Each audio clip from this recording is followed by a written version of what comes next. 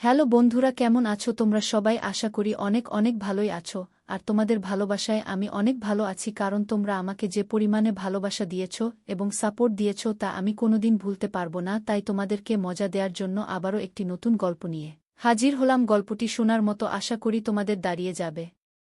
একদিন যখন আমি স্নান করে বাথরুম থেকে বেরিয়ে এলাম, তখন খেয়াল করলাম যে আমি আমার পোশাকগুলো বাথরুমেই রেখে এসেছি। আমি দ্রুত ফিরে গেলাম পোশাকগুলো আনতে, কিন্তু তখন আমি দেখতে পেলাম যে আমার দেবর আমার পোশাকগুলো হাতে ধরে তাকিয়ে আছে। আমি অবাক হয়ে দ্রুত তার হাত থেকে পোশাকগুলো নিয়ে নিলাম এবং লজ্জায় মুখ নিচু করে চলে এলাম। পরে যখন আমি রান্নাঘরে রান্না করছিলাম, তখন আমার দেবর এসে পাশে দাঁড়িয়ে কিছু আজব কথা বলল। সে বলল, আপনার পোশাক থেকে খুব সুন্দর ঘ্রাণ বের হচ্ছিল। এই ধরনের মন্তব্য শুনতে শুনতে আমি বিরক্ত হয়ে গিয়েছিলাম।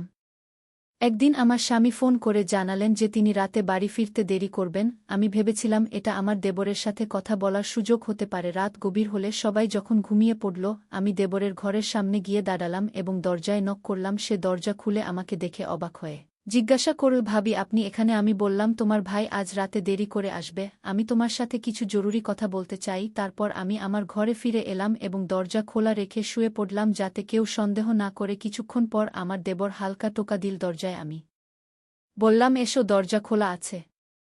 সে ঘরে এসে আমার পাশে বিছানায় বসে পড়ল।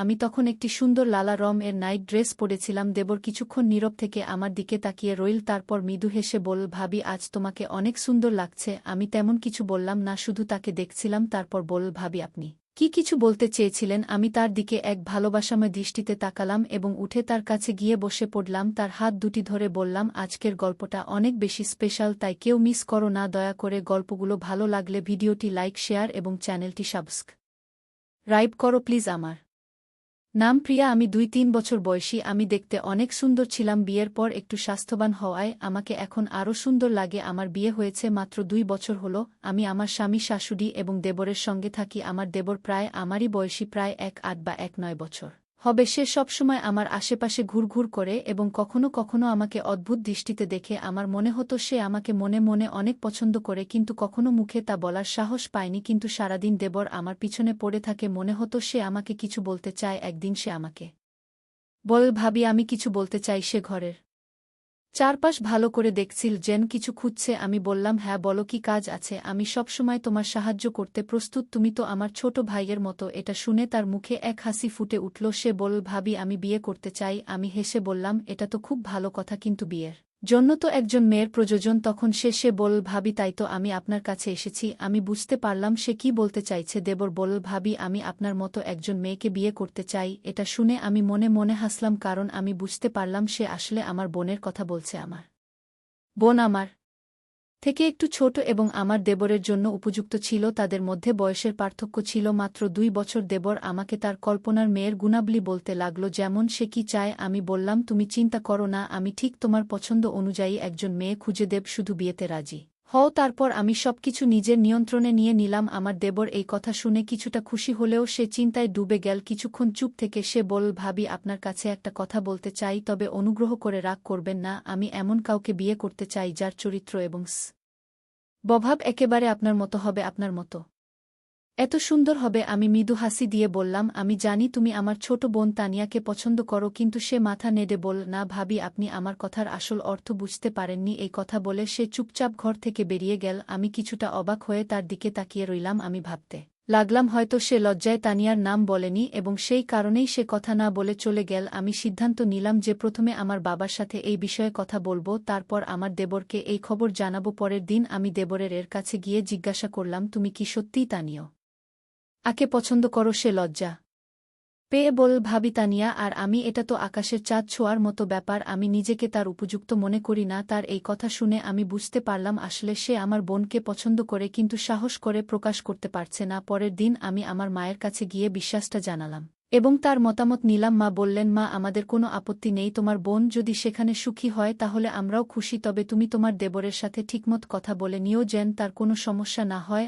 আর একই পরিবারে ২ মেয়ে থাকবে, এটা তো ভালো কথা। তুমি তোমার ছোট বোনের খেয়ে আল রাখতে পারবে। আমি বললাম, দেবর নিজেই আমার সাথে এই কথা বলেছে, তার আপত্তি হওয়ার কোনো কারণ নেই। এরপর আমি আবারও আমার দেবরের সাথে কথা বললাম, কিন্তু সে বলল, ভাবি আপনি আমার কথার মানে কেন বোঝেন না? রাতে আমি তার ঘরে গিয়ে জানতে চাইলাম আসলে সে কি চায়। সে বলল, ভাবি আমার আপনার বোনের প্রতি কোনো আগ্রহ নেই, আমি শুধু মজা করছিলাম। তার এই কথা শুনে আমি খুব কষ্ট পেলাম। যদি সে আমার বোনকে পছন্দ না করত তবে কেন সে আমার আশেপাশে ঘুরে বেড়াত এবং আমার সাথে কেন এত কথা বলত? যদি সত্যিই তাকে বিয়ে করতে হতো তাহলে সে নিজের পছন্দের কোনো মেয়ে এর নাম বলতেই পারত, অন্তত আমার বোনকে অপমানিত হতে হতো না। আমি কিছু না বলে উঠে চলে আসার চেষ্টা করছিলাম, কিন্তু তখনই সে হঠাৎ আমার হাত ধরে ফেল। এই আচরণে আমি রেগে গেলাম। হাতটা ঝটকা মেরে ছাড়িয়ে নিয়ে বললাম, তুমি কি করছো? নিজেকে সামলাও, আমি তোমার ভাবি আর তোমাকে ছোট ভাইয়ের মতো দেখি। সে বল, ভাবি তাতে কি হয়েছে? আমিও আপনাকে বড় বোনের মতো দেখি, মার মতোই সম্মান করি। এখন শুধু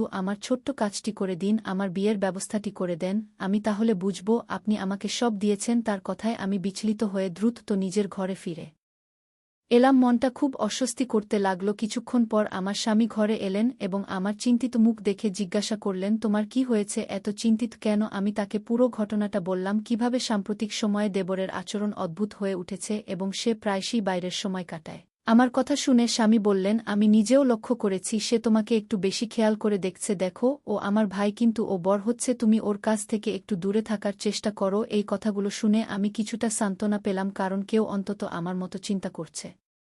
আমার শাশুড়ি অবশ্য তাকে এখনও ছোট বাচ্চা মনে করেন, কিন্তু আমি ভেতর থেকে সবকিছু বুঝতে পারছিলাম। পরের দিন আমার স্বামী বাড়িতে ছিলেন না, আমি তখন নিজের ঘরে ছিলাম স্বামীর অনুপস্থিতিতে। সাধারণত আমি ঘরের বাইরে খুব একটা যাই না। হঠাৎ দরজায় নক হলো। দরজা খুলে দেখি আমার দেবর দাঁড়িয়ে আছে, তার হাতে একটা ট্রে ছিল, তাতে বিস্কুট আর চায়ের কাপ রাখা ছিল। আমি অবাক হয়ে জিজ্ঞেস করলাম, এটা কেন এনেছো? কেউ এসেছে নাকি? সে হাসি দিয়ে বল, না ভাবি, এমন কিছু নয়, ছোট ভাই তার বড় বোনের সাথে বসে চা খেতে চায়। আমি বললাম, চলো ড্রয়িং রুমে গিয়ে বসি, কিন্তু সে বল, না ভাবি, আমি এখানে আপনার সাথেই বসে চা খেতে চাই, একটু কথা বলতে চাই। তার এই কথায় আমি কিছুটা অস্বস্তি বোধ করলাম, কিন্তু ভাবলাম এই নিয়ে নতুন কোনো সমস্যা তৈরি না হোক। সে চুপচাপ আমার পাশে বসে চা খেতে থাকল। তারপর বলল, ভাবি, আপনি চা খাবেন না? আমি তাকে চা খেতে বললাম এবং সে বলল, আমি যাওয়ার আগে আপনি চা খান। তার এই আচরণে আমি বেশ অস্বস্তিতে পড়ে গেলাম। সে জোর করায় আমি চা আর বিস্কিট খেলাম আর আমি তার সাথে কথা বলতে থাকলাম। দেবর আমাকে বলল, ভাবি, আমি যদি আগে ভুলভাবে কিছু বলি তাহলে আমাকে ক্ষমা করবেন। আমি কিছু ব্যক্তিগত সমস্যায় ছিলাম, তাই সেদিন কথাগুলো এমনভাবে বলে ফেলেছিলাম। আজ যা আর কেক এনেছি যাতে আপনি বুঝতে পারেন আমি আপনাকে কতটা সম্মান করি। তার কথা শুনে আমার একটু হাসি পেল। আমি হাসি মুখে চা খেলাম এবং বিস্কুটও খেয়ে নিলাম, কিন্তু চা খাওয়ার কিছুক্ষণের মধ্যেই আমার মাথা ভারী হতে লাগল। আমি কিছুতেই বুঝতে পারছিলাম না কি হচ্ছে। দেবরের মুখটা শুধু আমার চোখের সামনে ঘুরছিল। ঠিক তখনই শাশুড়ি ঘরে ঢুকলেন। তার মুখ শেষবারের মতো মনে পড়ল। তারপর কি হলো কিছুই জানি না। যখন আমার চোখ খুলল তখন বিকেল 4টা বাজে। আমার স্বামী আমার পাশে বসেছিলেন। তিনি জিজ্ঞাসা করলেন, তোমার কি হয়েছে? তুমি হঠাৎ কিভাবে অজ্ঞান হয়ে গেলে? নাকি ঘুমিয়ে পড়েছিলে? আমি বললাম, হ্যাঁ, হঠাৎ করেই আমার খুব ঘুম পেয়েছিল। মনে হয় আমার দেবর চা আর বিস্কুট নিয়ে এসেছিল, সেগুলো খাওয়ার পর থেকেই আমার ঘুম পেয়েছিল। জানি না তখন আমার কি হয়েছিল, মনে হয় দেবর চায়ে কিছু মিশিয়েছিল। আমার কথা শুনে স্বামী চিন্তায় পড়লেন। বললেন, দেবর সত্যিই তোমার জন্য চা নিয়ে এসেছিল? ও তো আমার ভাই, তোমার জন্য এমন কিছু করবে কেন? তাছাড়া মাও তো তখন ঘরেই ছিলেন, হতে পারে তুমি স্বাভাবিকভাবেই ঘুমিয়ে পড়েছিলে, তোমার এত চিন্তা করার দরকার নেই। স্বামীর কথা শুনে আমি চুপ হয়ে গেলাম, কিন্তু সত্যি বলতে আমার ভেতরে একটা অদ্ভুত অস্বস্তি হচ্ছিল।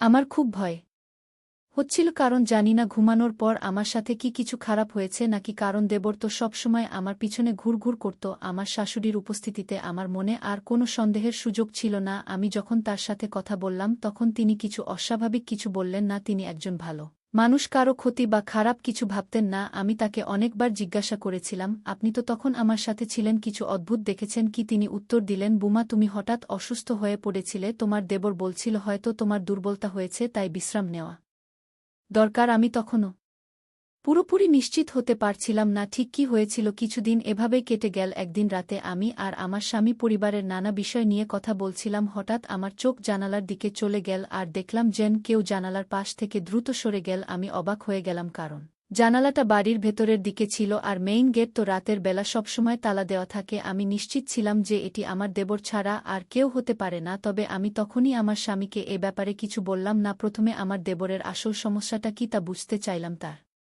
এমন অদ্ভুত আচরণের পেছনের কারণটা জানাটা আমার জন্য খুবই গুরুত্বপূর্ণ হয়ে উঠল। একদিন আমি গোসল করে বাথরুম থেকে বের হয়ে দেখলাম যে ভুল করে আমার জামাকাপড় বাথরুমেই রেখে এসেছি। তাড়াতাড়ি ফিরে গিয়ে কাপড়গুলো নিতে গেলাম, তখন দেখি আমার দেবর হাতে আমার পোশাকগুলো ধরে রয়েছে। আমি কিছুটা বিস্মিত হয়ে তার হাত থেকে কাপড়গুলো নিয়ে নিলাম এবং লজ্জায় মাথা নিচু করে সরে এলাম। পরে যখন আমি রান্নাঘরে ব্যস্ত ছিলাম তখন আমার দেবর এসে পাশে দাঁড়িয়ে হঠাৎ